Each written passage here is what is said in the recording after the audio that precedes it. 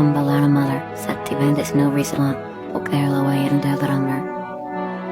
அப்பையும் இப்பயும் எல்லாருமே இவங்கள மாதிரி ஆகணும்னு தான் கனவு பண்ணிட்டு இருக்காங்க.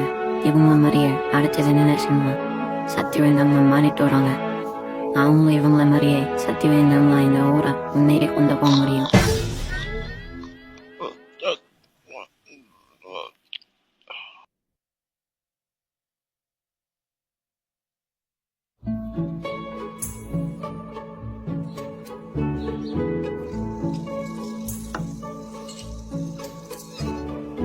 நீ 2 பேரும் போய் உங்க அப்பா சீக்கிரமா எழுப்புங்க. சரி.